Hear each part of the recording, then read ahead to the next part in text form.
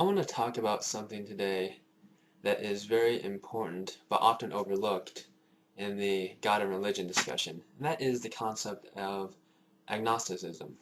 Agnosticism has really become misconstrued, and the term has really become misused and frankly hijacked in today's society. People who call themselves agnostics usually fall into one of two categories. The first category is people who are simply non-committal on the existence of God.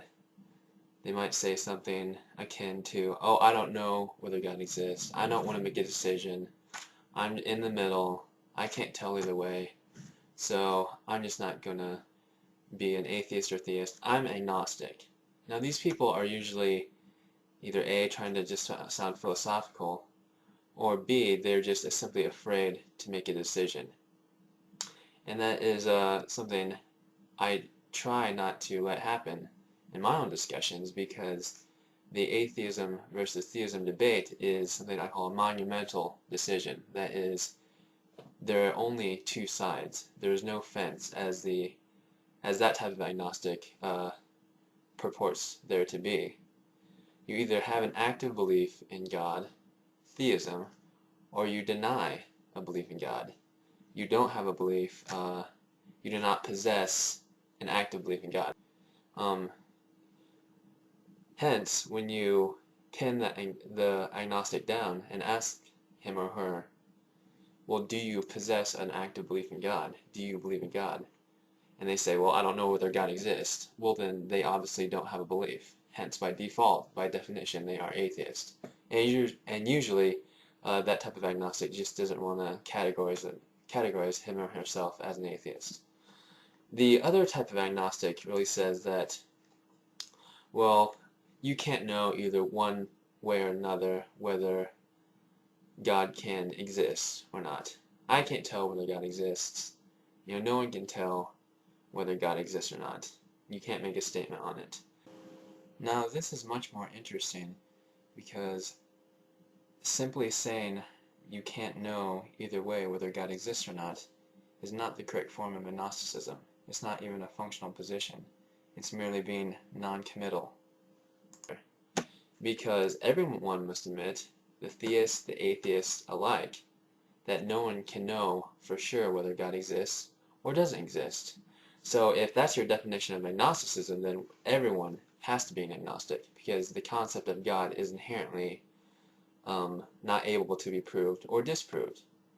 That's just the way that the concept of God is. So I guess by that definition, we're all agnostics. Hence, that is my claim that that is the wrong definition of agnosticism. If you go back to the actual definition of the word, agnosticism, if you break it down, is A, without, similar to the A in atheism, Gnosticism, or gnosis, which comes from the Greek to know. So agnosticism is unknowable. You can't know. So as I just mentioned, the commonly used term of agnosticism today really paints us all as agnostics, because like I just said, no one can disprove God, because that concept is inherently undisprovable, so to speak. So in order to come up with a relevant definition, you really have to go back to the original usage of the term, as it was used by Thomas Huxley, who actually coined the term, the philosopher.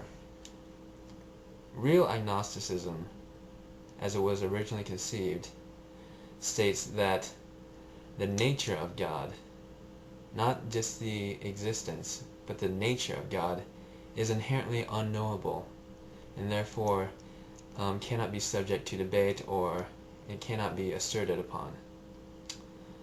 Now, this is key, is that because you cannot comment on the nature of God, and because the nature of God is inherently unknowable, therefore by extension the existence of God cannot be known either way, because existence is intimately involved with nature.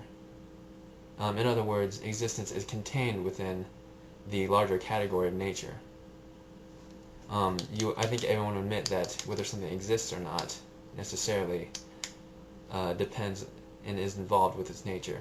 So therefore, because you cannot know anything about God's nature, you can't know whether he exists or not.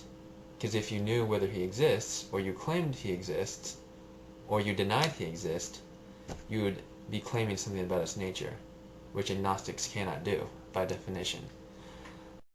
So stated more succinctly, not being able to make a claim about the existence of God is a necessary but not sufficient stipulation for agnosticism.